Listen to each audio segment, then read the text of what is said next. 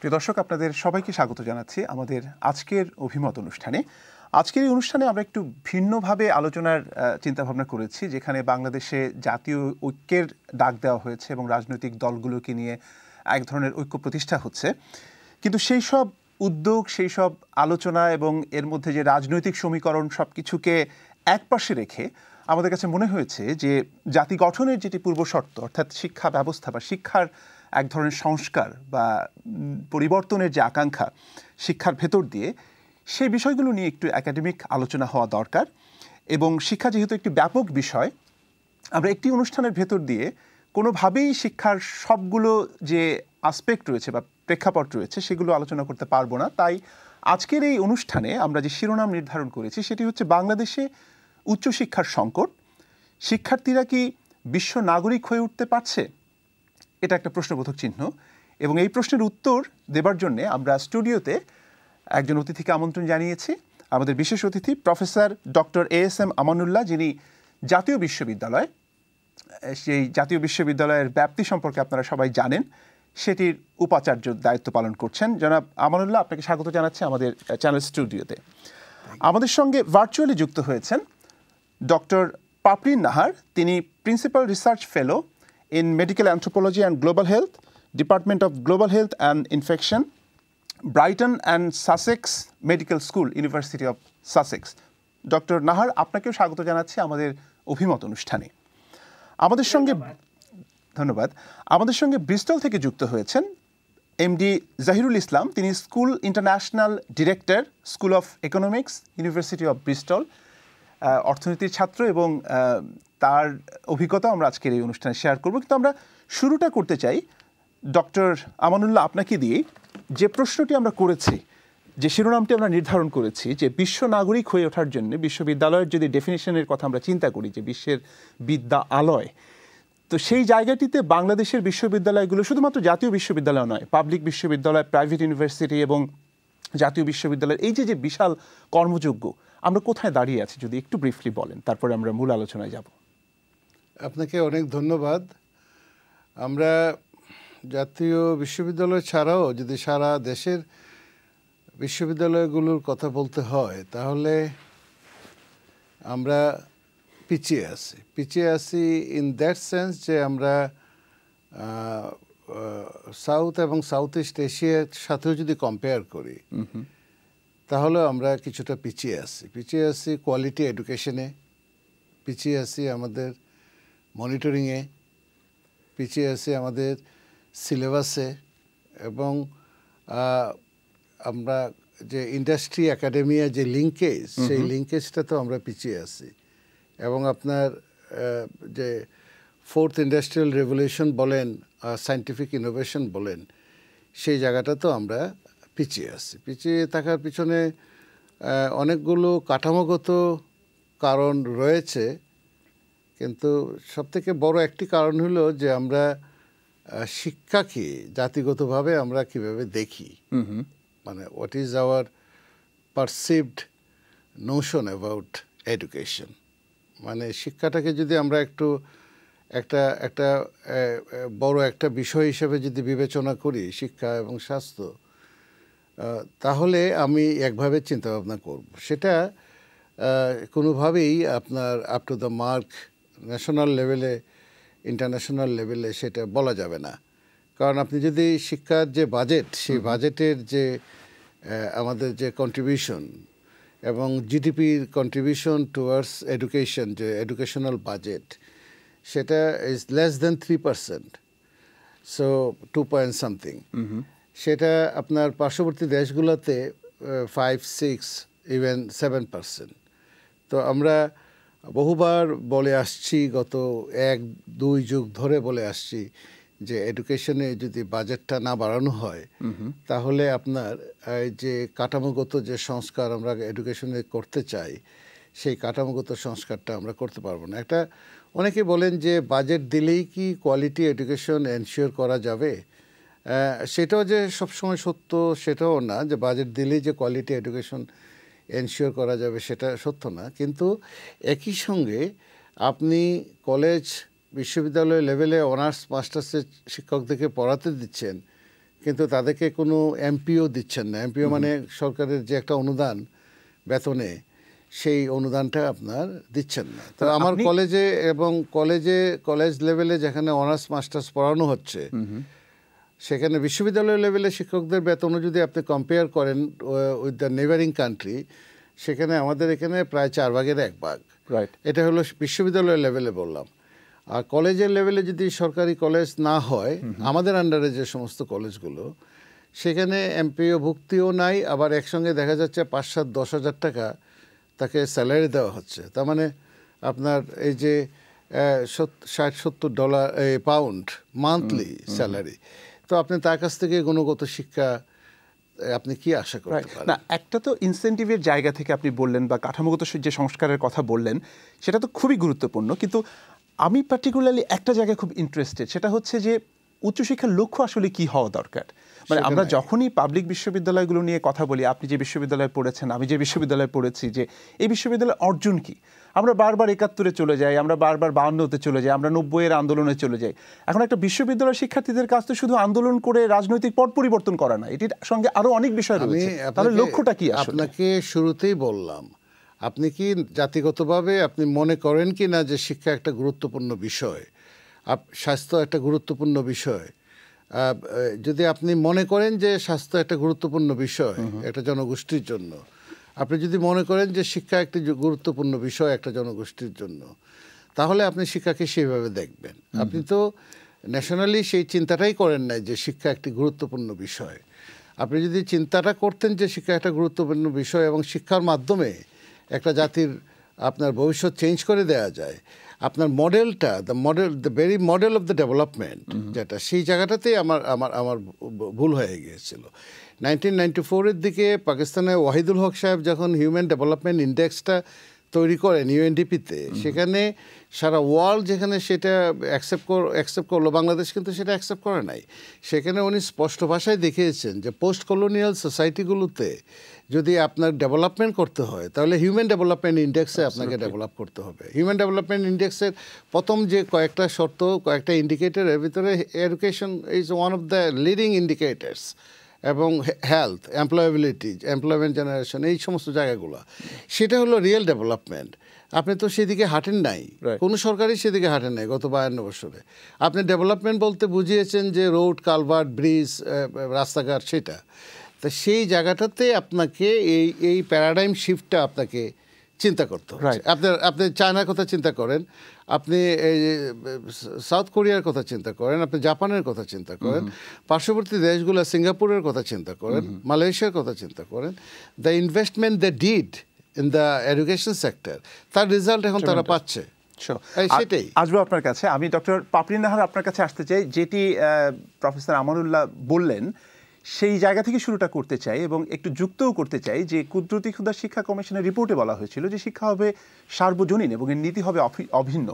কিন্তু একেবারে উচ্চশিক্ষার আগে থেকে যে শিক্ষাগুলো, প্রাথমিক শিক্ষা বা মাধ্যমিক পর্যায়ের, সেখানে আমরা বিভিন্ন ধারার শিক্ষা ব্যবস্থা দেখতে পাই এবং সেটির কারণে অনেক ধরনের সোসাইটাল ইস্যুস সামনে চলে আসছে। সেই আলোচনাটাতে যাবার আগে আমি একটু মোটা দাগে আপনার কাছে জানতে চাই যে আপনি এখানকার একাডেমিতে রয়েছেন এবং বাংলাদেশেও গবেষণার কাজে বাংলাদেশের শিক্ষা প্রতিষ্ঠান, উচ্চশিক্ষা প্রতিষ্ঠানগুলোর সঙ্গেও আপনার কাজ করার সুযোগ হয়েছে। আমি জানি যে কম্প্যারিজনটা আসলে খুব প্রাসঙ্গিক হবে কিনা আমি জানি না, কিন্তু তারপর একটু জানতে চাই যে কোন জায়গায় দাঁড়িয়ে আছে আপনার অভিজ্ঞতা থেকে। ধন্যবাদ বুলবুল। প্রথমত আমি বাংলাদেশের একজন ছাত্র ছিলাম এবং বাংলাদেশে শিক্ষকতা করেছি।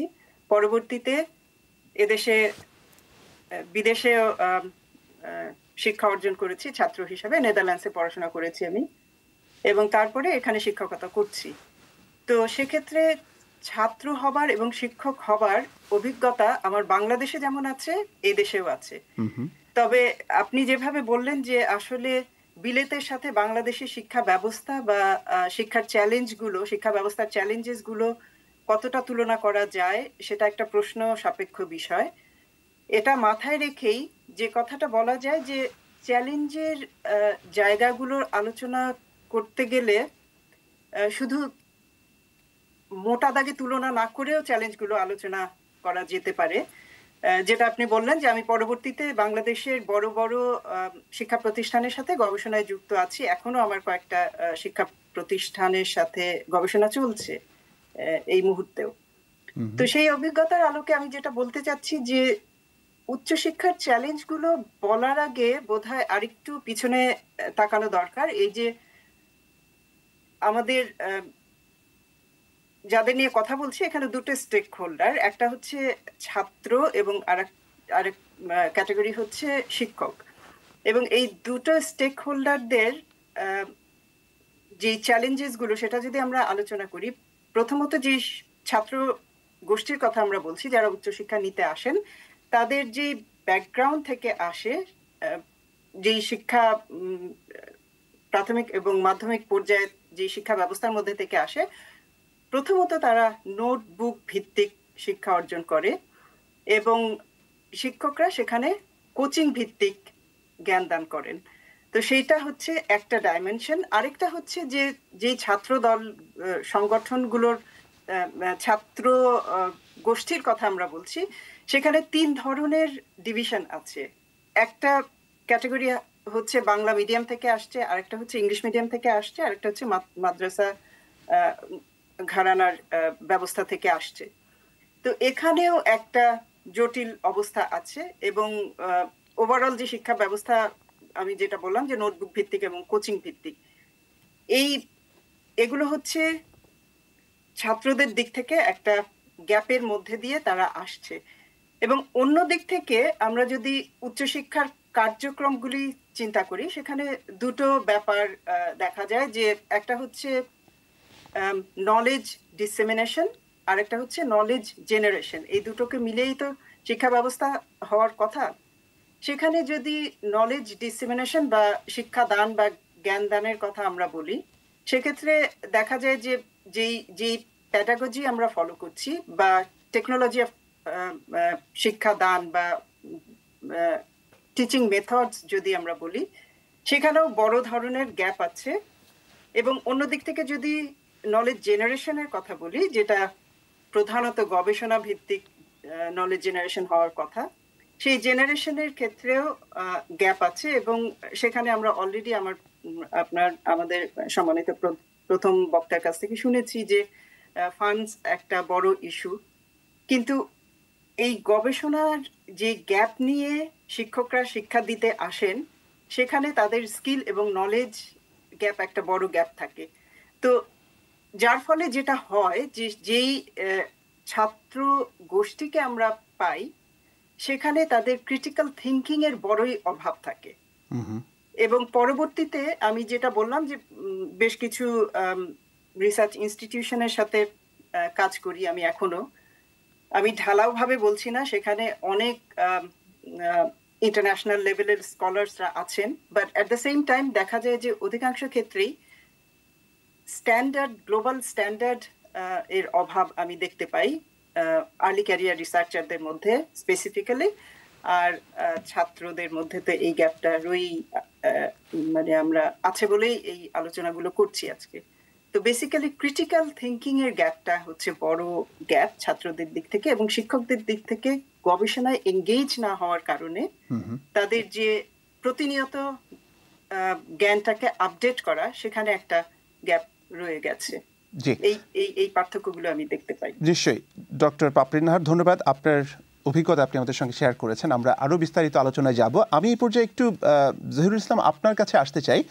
ব্রিস্টল ইউনিভার্সিটিতে আছেন এবং আপনি ইন্টারন্যাশনাল রিক্রুটমেন্টের সঙ্গেও আপনার একটা ক্যাপাসিটিতে আপনি যুক্ত রয়েছেন, বা আপনি দেখেন যে আন্তর্জাতিক পর্যায়ের যে শিক্ষার্থীরা আপনার বিশ্ববিদ্যালয়ে আসে, কোন যোগ্যতার উপর ভর করে তারা এখানে আসে, মানে সেই প্যারামিটারগুলো আপনি দেখেন। আপনার অভিজ্ঞতাটা একটু জানতে চাই, যে আপনি নিজেও বাংলাদেশে পড়ালেখা করেছেন, আপনি অর্থনীতির ছাত্র, এবং আপনি এখন যেখানে আছেন সেখানে পড়িয়েছেন, এবং এই পুরো বিষয়টার কানেক্টিভিটিটাকে আপনি কিভাবে দেখেন? কারণ আমরা তো একটা গ্লোবাল স্পেকট্রামে রয়েছি, সেখানে বাংলাদেশের সেরা বিশ্ববিদ্যালয় হওয়া বা বাংলাদেশের বিশ্ববিদ্যালয় থেকে পাশ করে একটা ডিগ্রি নেওয়া, সার্টিফিকেট নেওয়ার চেয়ে বড় কথা হচ্ছে সারা পৃথিবীর যে পরিবর্তনগুলো, সেটির সঙ্গে আমরা নিজেদেরকে কিভাবে যুক্ত করতে পারছি। তো সেই জায়গাটিতে আপনার অবজারভেশন জানতে চাই, জনাব ইসলাম। জি, ধন্যবাদ জনাব বুলবুল। এখানে আসলে আমরা যখন দেখি যে বাইরের থেকে যখন শিক্ষার্থীরা এখানে আসতে চায়, প্রথমেই ওরা দেখতে চায় যে ইউনিভার্সিটির যে র্যাঙ্কিং এটা একটা খুবই বড় ভূমিকা পালন করে আসার ব্যাপারে। তো সেই দিক থেকে প্রত্যেকটা বিশ্ববিদ্যালয় এবং প্রত্যেকটা ডিপার্টমেন্টেরও একটা আহ, আগ্রহ থাকে সবসময় যেন তারা আরো কতটা উপরে উঠতে পারে। তো সেই জায়গাতে একটা প্রতিযোগিতা হয়। তো সেই প্রতিযোগিতা যেটা হয় যে সবাই সবার সাথে প্রতিযোগিতা করে কেউ হয়তো উপরে যায়, কিন্তু কেউ হয়তো র্যাঙ্কিং এর নিচে নামলেও কিন্তু প্রতিযোগিতার কারণে হলেও তাকে অনেক সামনে আসতে হয়। তো যেটা প্রফেসর নাহার বলেছেন আর কি, যে আমাদের এই যে শিক্ষা, আমরা কিভাবে শিক্ষা দেই এবং এটার যে কারিগরি দিকটা আছে এবং যেটা প্যাডাগজিক্যাল সাইড আছে, এটা আমরা চেষ্টা করি যে কিভাবে আমরা উন্নত করতে পারি।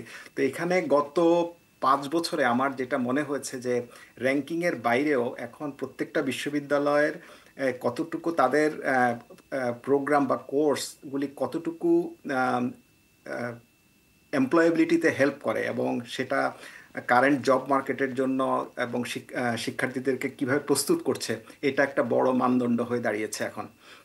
সো আপনি শুধু র্যাঙ্কিংয়ে ভালো করলেন, সেটা হতে পারে হয়তো আপনার এখানে রিসার্চে খুব ভালো করছে, কিন্তু আপনার ইউনিভার্সিটির যারা শিক্ষার্থী, যারা গ্র্যাজুয়েট হচ্ছে, তারা তাদের যোগ্যতার বিচারে কোথায় তারা চাকরি পাচ্ছে এবং কোথায় তারা শুধু চাকরি পাচ্ছেন এবং কিভাবে তারা ভবিষ্যতে আজ থেকে 5 বছর পরে কোথায় যাচ্ছে, আমরা ওগুলি নর্মালি ট্র্যাক করার চেষ্টা করি, যাতে করে আমরা বলতে পারি যে হ্যাঁ, আমাদের এই শিক্ষাটা শুধু তোমাদের ইউনিভার্সিটির দিক থেকে শুধু একটা বড় ডিগ্রি না, এটা কিভাবে বর্তমান পরিবর্তনশীল যে চাকরির বাজার সেটার সাথে কতটুকু খাপ খাচ্ছে সেটার জন্য তৈরি করে।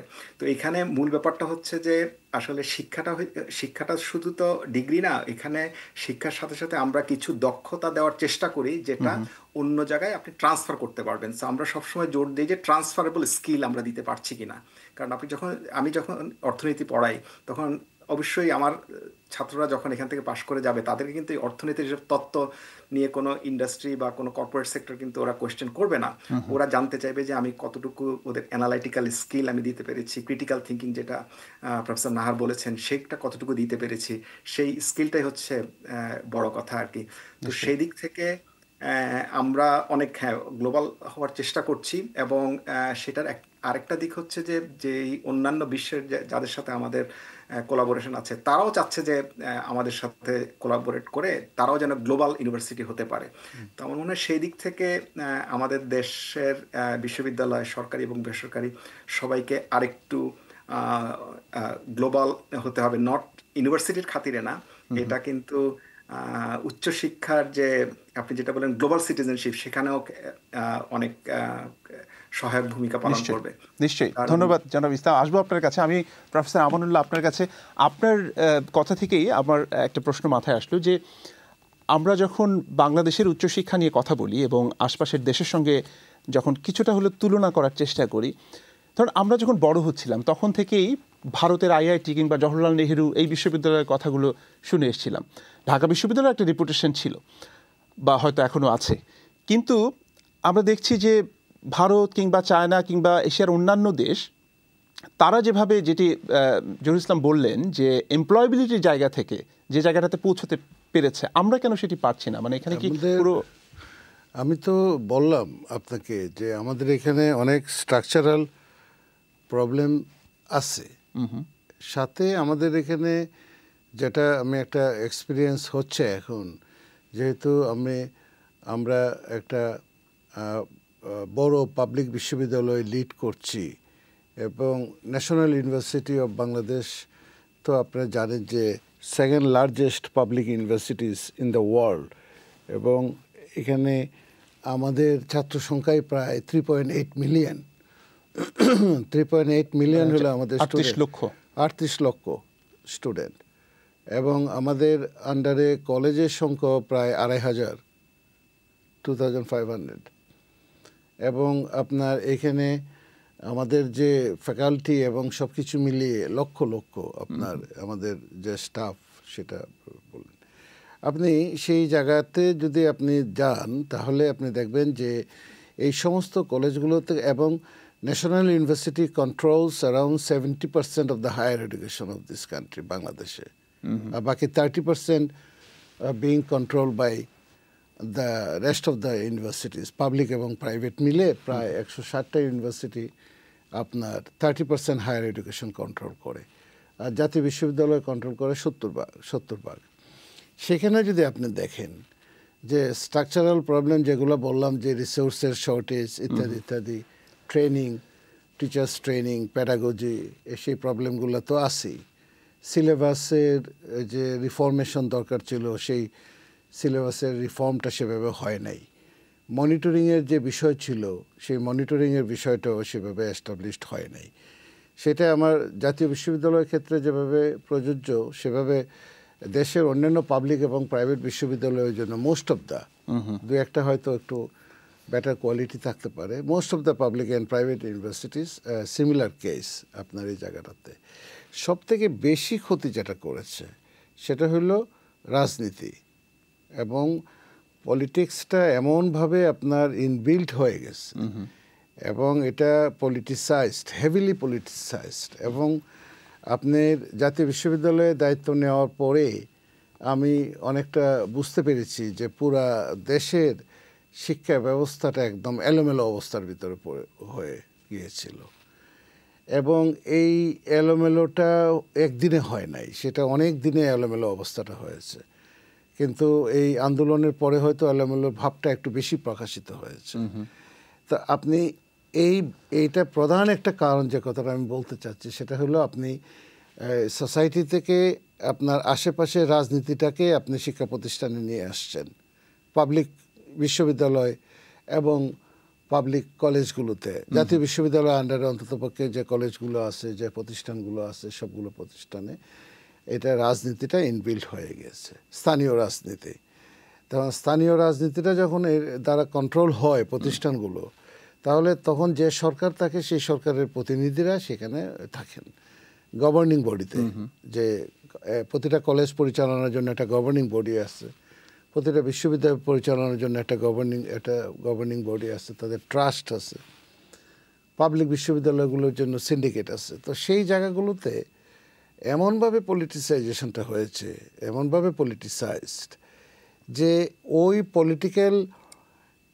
সেই পলিটিক্যাল ফ্রেমওয়ার্কটা যদি পজিটিভলি কাজ করতো চায়নার মতো, চায়না তো পলিটিক্স ইজ দেয়ার, পলিটিক্স আসছে সেখানে, কিন্তু সেই পলিটিক্সটা তারা ন্যাশনাল ইন্টারেস্টে সবসময় উপরে স্থান দেয়। সেখানে পলিটিক্স থাকলেও তার একটা মনিটরিং আছে, এবং একটা সিস্টেমের মাধ্যমে পলিটিক্যাল ফোর্সগুলো সেখানে কাজ করে। এই যে পাপরিন বললেন যে ক্রিটিক্যাল থিঙ্কিং, সেই ক্রিটিক্যাল থিঙ্কিং করার স্কোপটা কোথায়? তার সিলেবাসটা যদি 1960s 70s হয়, সেই 1960s 70s সিলেবাস দিয়ে আপনি fourth industrial revolution, post modern critical thinking, সে তো আচ্ছা পোস্ট মডার্ন ক্রিটিক্যাল থিঙ্কিংয়ের কথা বাদই দিলাম, সে ক্লাসিক্যাল থিঙ্কিংগুলোকে কি ক্রিটিক্যালি অ্যানালাইজ করার মতো ক্যাপাসিটি তার আছে কিনা, অথবা তার শিক্ষকের সেটা জায়গাটাতে আছে কিনা, বা সেই পরিবেশটা আমরা তৈরি করে দিয়েছি কিনা রাষ্ট্রীয়ভাবে। তো এই জায়গাটাতে যেটা আমি বলতে চাচ্ছি যে রিসোর্স শর্টেজের সাথে সাথে আপনি পলিটিক্সটা একটা বড় ফ্যাক্টর হিসেবে দাঁড়িয়ে গিয়েছে, যে শিক্ষা প্রতিষ্ঠানগুলোকে নিয়ন্ত্রণে নেওয়ার জন্য। ছাত্র রাজনীতি একটা বড় জায়গা, শিক্ষক রাজনীতি একটা বড় জায়গা, ম্যানেজমেন্ট কমিটির স্কুল কলেজগুলোতে ম্যানেজমেন্ট কমিটিতে আপনি দেখবেন দেয়ার আর লটস অফ স্টাডিজ। আমার নিজেরও অনেকগুলো স্টাডি আছে, দেখা যাচ্ছে যে 80% প্লাস এই যে গভর্নিং বডিগুলো এই পলিটিক্যাল ফোর্সেস, পলিটিক্যাল পার্টির লিডারদের দ্বারা নিয়ন্ত্রিত হচ্ছে। তো এইরকম একটা অবস্থার ভিতর থেকে যে আমাদের বের হওয়ার পথ, সেটা খুবই সারপ্রাইজিং। সেটা আমরা ন্যাশনাল হিসেবে আমরা চিন্তাও করি নাই, বা চিন্তা করলেও সেখান থেকে কেউ যে বলেন না, আমি সেটা বলবো না, বলেছেন, কিন্তু কোনো একটা কনসেনসাসে পৌঁছানো, একটা স্ট্র্যাটেজি ঠিক করা যে আমরা অন্ততপক্ষে এই জায়গাগুলোকে রাজনীতির বাহিরে রাখবো, সেই জায়গাটা হয় নাই। আমি খুবই গ্ল্যাড যে আপনি শিক্ষক রাজনীতির কথা নিয়ে এসছেন, ছাত্র রাজনীতির কথা নিয়ে এসছেন। এই আলোচনাগুলো বাদ দিয়ে আসলে এই উচ্চশিক্ষা বিষয়ক আলোচনা সম্ভব না। কিন্তু আমি একটু জানতে চাই যে কোনটা বেশি ক্ষতিকর, শিক্ষক রাজনীতি নাকি ছাত্র রাজনীতি শিক্ষাঙ্গনে, নাকি দুটোই ইকুয়ালি? দুটাই, কিন্তু আপনি শিক্ষকরা এক ধরনের রাজনীতি করবেন। অক্সফোর্ডের শিক্ষকরা যে ধরনের ফেডারেশন অ্যাসোসিয়েশন করেন, আপনার এই হার্ভার্ডে যেভাবে শিক্ষকদের একটা ফেডারেশন আছে, অ্যাসোসিয়েশন আছে, প্রফেশনাল বডি, সেটা আমরা তো আমি তো আমাদের তো অভিজ্ঞতা আছে বাইরের বিশ্ববিদ্যালয়গুলোর সাথে, সেখানে যেভাবে প্রফেশনাল বডি থাকে সেভাবে তারা করবেন, ন্যাশনাল ইন্টারেস্টে তারা সামনে আসবেন। ছাত্ররা পলিটিক্স করবে, তার নিজের পলিটিক্সটা সে করবে, তার ফেডারেশন থাকবে, তার অ্যাসোসিয়েশন থাকবে, তার প্রফেশনাল বডি থাকবে। সেটা ইংল্যান্ডও আছে, সব জায়গাতে আছে, অক্সফোর্ডে আছে, সব জায়গাতে আছে। সেটা না করে আপনি দলীয় লেজুর ভিত্তির রাজনীতি, বাহিরের রাজনীতিটাকে আপনি ক্যাম্পাসে টেনে এনে আপনি পুরা পরিবেশটাকে আপনি ডাইলিউট করে দিচ্ছেন। আমরা সেই কথাটা বলছি। রাজনীতি যদি করতে চান তাহলে আপনি রাজনীতি করবেন, কিন্তু ক্যাম্পাসের বাহিরে আপনার রাজনীতিটা, যদি আপনি শিক্ষা প্রতিষ্ঠান, আপনি আইআইটির কথাগুলো বলছেন, আমি তো ভারতের অনেকগুলো শিক্ষা প্রতিষ্ঠানে যারা, ইভেন আমি পাকিস্তানেও দেখেছি শিক্ষা প্রতিষ্ঠানগুলো কিন্তু তারা রাজনীতির বাহিরে রেখেছে। তা আমরা এই জায়গাটাতে আমরা এটা করতে পারি নাই। এবং আপনি এই রাজনীতি, আমি ব্যক্তিগতভাবে রাজনীতির বিপক্ষে না। আমি চাই যে ছাত্ররা পলিটিক্যালি কনসাস থাক, ছাত্ররা পলিটিক্যালি মুভ করুক, তার সবই ঠিক আছে, কিন্তু তার শিক্ষা প্রতিষ্ঠানের ভিতরে শিক্ষক এবং ছাত্ররা মিলে একত্রে মিলে রাজনীতি করবেন। এবং সেটা কোনো সময় কোনো স্ট্যাটিউস অথবা কোনো অধ্যাদেশের দোহাই দিয়ে, যেমন আমার নিজের বিশ্ববিদ্যালয়, ঢাকা বিশ্ববিদ্যালয়ে 1973 অধ্যাদেশ, তার দোহাই দিয়ে আপনি এইভাবে রাজনীতি করবেন, অথবা ছাত্র রাজনীতিটাকে আপনি এইভাবে হলে নিয়ে আসবেন যেখানে আপনি একদম অথরিটারিয়ান, একদম আপনি ফিউডাল লর্ডের মতো আপনি চালাবেন। আপনার কাছে কি মনে হয় না যে 73 অধ্যাদেশ তার প্রাসঙ্গিকতা হারিয়েছে? এই যে স্বায়ত্তশাসনের কথা বলা হয়, আদৌ কি স্বায়ত্তশাসন? বহুবার বলেছি, বহু টক শোতে বলেছি যে 73 অধ্যাদেশটা পরিবর্তন করা দরকার, চেঞ্জ করা দরকার। আপনি যদি if you want to see a visible change, তাহলে আপনাকে ওই জায়গাগুলোতে কিন্তু হাত দিতে হবে সংস্কার। ঠিক একই রকমভাবে আমরা এটাও বলছি এখন যে বাংলাদেশের শিক্ষা ব্যবস্থা যদি কোনো সংস্কার করতে হয়, আপনাকে যে কোনো কারণে হোক প্রাথমিক শিক্ষার সংস্কারটা আপনি শুরু করতে হবে। আর একটা জায়গাতে আপনাকে হাত দিতে হবে, সেটা জাতীয় বিশ্ববিদ্যালয়।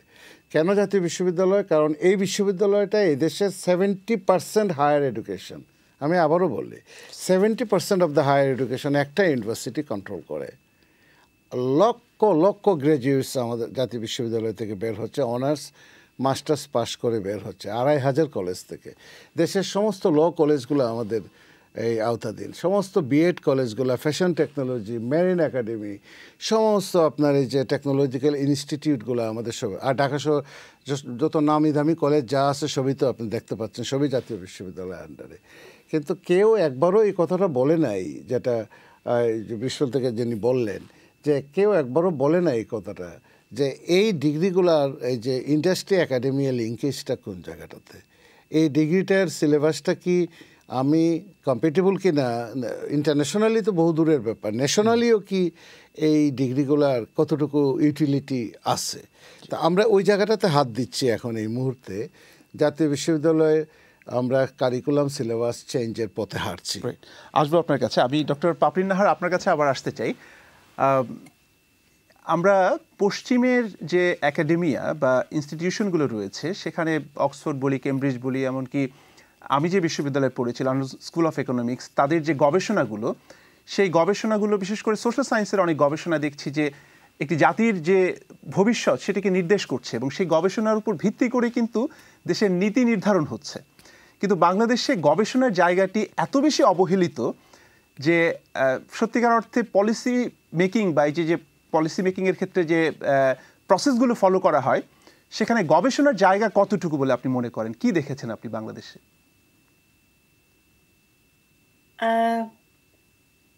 অফকোর্স এখানে আপনি যেটা বললেন যে কোনো নীতি নির্ধারণই, রাষ্ট্রীয় নীতি নির্ধারণ গবেষণার বাইরে নেওয়া হয় না। সেই কিন্তু বাংলাদেশের ক্ষেত্রে আমি যেটা দেখেছি যে বিশেষ করে আমি যে ক্ষেত্রে কাজ করি গ্লোবাল হেলথে, সেক্ষেত্রে অনেক গবেষণা লোকালি না হলেও বিভিন্ন দেশে যারা বাংলাদেশের ডায়াসপোরা কমিউনিটি আছে, তারা বিভিন্ন একাডেমিয়ায় আছে, তারা যে ধরনের গবেষণাগুলো করছে এবং তার ভিত্তিতে যেই ফাইন্ডিংস গুলো আসছে, সেগুলোকে ব্যবহার করে কোনো পলিসি নেওয়া খুব একটা উদ্যোগ আমরা লোকালি দেখতে পাই না। আর পলিসিগুলো আসলে কিভাবে নেওয়া হয় সেই প্রসেসটা আমার জানা নাই লোকালি, বাট এই দেশে তো অফকোর্স গবেষণা ভিত্তিতেই নেওয়া হয়। তো কিছু কিছু গবেষণা, যেটা আমি বললাম যে আমার নিজের গবেষণা এবং আমার বিভিন্ন কলিগ ইউরোপে বা অস্ট্রেলিয়া বা কানাডায় বাংলাদেশিরা আছেন, বা অনেক বিদেশিরাও আছে বাংলাদেশ নিয়ে স্বাস্থ্যের সংক্রান্ত বহু গবেষণা করে থাকেন, এবং সকল ক্ষেত্রেই যে সেই গবেষণা ফলাফলগুলোকে কাজে লাগিয়ে পলিসি নেওয়া হয় সেটা আমি দেখতে পাই না। সেটা একে তো প্রধানত তো আগেই যেটা বলেছি যে গবেষণার সংখ্যাই খুব কম বাংলাদেশে। একটা দেশের জন্য যে পরিমাণ গবেষণা হওয়া দরকার একাডেমিক গবেষণা, সেটা তো খুবই কম হয় লোকালি। কিন্তু ইন্টারন্যাশনালি যেগুলো হয় সেগুলোরও অ্যাপ্রোপ্রিয়েট ব্যবহার দেখা যায় না, আমার অভিজ্ঞতায় তাই বলে। আমি একটু সাবস্টেনশিয়েট করি আপনাকে যে বাংলাদেশে গবেষণা হয় না তা না, গবেষণা হয়, কিন্তু দ্য কোয়ালিটি অফ রিসার্চ যেটা, অথবা পলিসি মেকিং প্রসেসের ভিতরে গবেষণা ফাইন্ডিংসগুলোকে ইনকর্পোরেট করে তারপরে ডিসিশন মেকিংয়ে যাওয়া, সেটা কোনো কোনো ক্ষেত্রে সবসময় না। আপনি আজকে যে খেয়াল করে দেখেন যে ম্যাটার্নাল মর্টালিটি বলেন, আপনি চাইল্ড মর্টালিটি বলেন, আপনি ভিটামিন এ ডেফিসিয়েন্সির কথা বলেন, আপনি নাইট ব্লাইন্ডনেসের কথা বলেন, আপনি চাইল্ড বার্থের কথা বলেন, আপনি স্কিল বার্থ অ্যাটেন্ডেন্টের কথা বলেন, আপনি এই যে জায়গাগুলো, আপনি ডায়রিয়াল মরবিডিটির কথা বলেন, এই সমস্ত জায়গাগুলোতে যে বাংলাদেশের একটা পরিবর্তন আসছে, অথবা ফ্যামিলি প্ল্যানিংয়ের বিভিন্ন ইন্ডিকেটরের কথা বলেন, অথবা আপনি যদি খেয়াল করে দেখেন যে এনভায়রনমেন্টের ক্ষেত্রে বাংলাদেশের বিভিন্ন মডেলগুলো সারা ওয়ার্ল্ডে যেভাবে আলোচিত হয়, সেই জায়গাগুলোতে যে গবেষণা নাই সেটা না। গবেষণার রিপোর্টের উপরে ভিত্তি করে অনেক ধরনের পরিবর্তন কিন্তু বাংলাদেশ দেখেছে। আমরা আইসিডিডিআরবিতে বলেন, ব্র্যাকে বলেন, অথবা অন্যান্য বিআইডিএস বলেন, বা অন্যান্য প্ল্যানিং কমিশন বা ঢাকা বিশ্ববিদ্যালয় অন্যান্য জায়গাতে গবেষণা একদম নাই। কিন্তু 180 মিলিয়ন পপুলেশনের একটা দেশে বিভিন্ন সময়ে প্রতিনিয়তই যে পরিমাণ পলিসি মেকিং করতে হয়, সেই পলিসি মেকিংয়ের এই যে মাইক্রো ক্রেডেনশিয়ালস জায়গাগুলোতে যে ছোটো ছোটো গবেষণা করে তার ফাইন্ডিংসের উপরে ভিত্তি করে যে কাজগুলো করা, সেই জায়গাটাতে আপনার একটা ঘাটতি। এবং সেই ঘাটতিটার পিছনে প্রধানত কারণ হলো, আমি আবারও বলি, যে রাষ্ট্রীয়ভাবে শিক্ষা অথবা গবেষণা অথবা এই যে বিষয়গুলোকে আমি কিভাবে দেখি, যারা ডিসিশন মেকিংয়ে ছিলেন তারা কিভাবে দেখেন, বা উন্নয়নের মডেলটাকে কিভাবে পারসিভ করেন, মানে উন্নয়ন বলতে কি বোঝায় একটা পোস্ট কলোনিয়াল সোসাইটিতে, সেটাকে কিভাবে আমি ইন ব্রডার পার্সপেক্টিভে আমি কিভাবে ডিফাইন করতে চাই, তার উপরে ডিপেন্ড করে আপনার এই সমস্ত জায়গাগুলোতে আমার উন্নয়ন হবে কি হবে না, গবেষণা হবে কি হবে না, তারপরে আপনার আমি গবেষণাকে পাত্তা দিব কি দিব না, সেই জায়গাগুলো। আপনি যদি বিশ্ববিদ্যালয়ের শিক্ষকদের প্রমোশনের ক্ষেত্রে যদি 1973 অধ্যাদেশটা ফলো করেন, তার গবেষণা ছাড়াই কিন্তু সে বিশ্ববিদ্যালয়ের প্রফেসর হতে পারছে। তাহলে আমি ওই কথাটাই বলছিলাম যে আপনার স্ট্রাকচারাল চেঞ্জটা কোন জায়গাগুলোতে দরকার। রাইট। আমি একটু অ্যাড করি এখানে, আপনার সাথে একমত যে বাংলাদেশ যেমন সাস্টেনেবল ডেভেলপমেন্ট গোলে পার্টিকুলারলি হেলথের ক্ষেত্রে কতগুলো ক্ষেত্রে ইন্ডিকেটর অনেক অ্যাডভান্স করেছে, পার্শ্ববর্তী দেশের তুলনায়ও অ্যাডভান্স হয়েছে, যেমন ফার্টিলিটি রেট বা family planning, maternal health, immunization, এগুলো কতগুলো এরিয়া আছে যেখানে বাংলাদেশ অনেক ডেভেলপ করেছে। এবং সেই ক্ষেত্রে কিছু কিছু বড় বড় রিসার্চ ইনস্টিটিউট, আপনি নামও নিয়েছেন আইসিডিডিআরবি, আমরা ব্র্যাকের কথা বলতে পারি, তো এই ধরনের কিছু ইনস্টিটিউট এবং কিছু অফকোর্স স্বল্প কিছু হলেও পাবলিক ইউনিভার্সিটির কিছু রিসার্চের কাজের ভিত্তিতে হয়তো পলিসি নেওয়া হয়েছে, কিন্তু মাস লেভেলে যে পরিমাণ গবেষণা হওয়া দরকার একটা দেশের পলিসি ডেভেলপমেন্টের জন্য বা পলিসি মেকিং এর জন্য বা কন্টিনিউয়াস পলিসি চেঞ্জের জন্য, সেই পরিমাণ গবেষণা তো আমরা দেখি না। এবং আপনি অফকোর্স একটা স্ট্রাকচারাল যেই লিমিটেশন গুলোর কথা আপনি বলেছেন, এবং পার্টিকুলারলি পাবলিক ইউনিভার্সিটির একাডেমিয়াদের যে প্রমোশনের ইস্যুটা আপনি তুলেছেন, এটা খুবই ইন্টারেস্টিং ইস্যু। আমার বহু বন্ধু বান্ধবের কাছে আমি শুনেছি যে একটা সময় পর্যন্ত এমন ছিল যে তাদের অটো প্রমোশন হবেই, 3 বছর পার হয়ে গেলে একটা পজিশনে থাকলে তার পরবর্তীতে তার প্রমোশন হয়ে যায় এবং খুব দ্রুতই তারা প্রফেসরশিপ পেয়ে যায়। সেক্ষেত্রে এটা যদি এই সিচুয়েশনটা যদি আমি কম্পেয়ার করি বিশ্বের অন্যান্য দেশে, এবং উন্নত দেশ না হলেও উন্নয়নশীল দেশগুলোতেও এই ব্যবস্থা আমরা অনেকগুলো উন্নয়নশীল দেশেই দেখতে পাই না। সেক্ষেত্রে যেটা হয় যে সেখানে তাদের নির্দিষ্ট একটা প্রতি বছরের একটা নাম্বার অফ পাবলিকেশন অ্যাড করতে হয়। সেক্ষেত্রে তাদের গবেষণার কতগুলো গবেষণার সাথে ইনভলভ আছে সেগুলোর একটা নাম্বারের ব্যাপার থাকে, তার গবেষণার ফাইন্ডিংস এর একটা ব্যাপার থাকে, এবং স্টুডেন্টস ইভালুয়েশনের একটা ব্যাপার থাকে। এবং প্রতি বছর আমরা যেভাবে অ্যাপ্রাইজাল ফেস করি, প্রতি বছর আমাদের তো লিখতে হয় যে আমরা কি কি করেছি এবছর, এবং সেইখানকার যে ইন্ডিকেটরগুলো ফিল আউট করতে হয় সেটা যে ইভালুয়েটেড হয় লাইন ম্যানেজার এবং কমিটি দ্বারা, তার মাধ্যমে কিন্তু প্রমোশনটা হয়। এবং এটা একটা রিগোরাস প্রসেস এখানে একাডেমিয়াদের জন্য, সেই প্রতি মানে প্রমোশনের ফেসে আসা এবং সেটাকে অতিক্রম করা, শুধু প্রমোশনের ক্ষেত্রে না, টিকে থাকার জন্য, প্রতি বছর যে টিকে থাকার জন্য যে অ্যাপ্রাইজাল ফেস করতে হয় একাডেমিয়ায়। ডক্টর নাহার, আসবো আপনার কাছে আবারও। আমাদের ছোট্ট একটা বিজ্ঞাপন বিরতিতে যেতে হবে। বিজ্ঞাপন বিরতির পর আবারও ফিরে আসছি। প্রিয় দর্শক, আপনারা সঙ্গেই থাকুন। এই বাংলাদেশের উচ্চশিক্ষার সংকট নিয়ে যে আলোচনা হচ্ছে সেই আলোচনা নিয়ে আবার ফিরে আসছি কিছুক্ষণের মধ্যেই।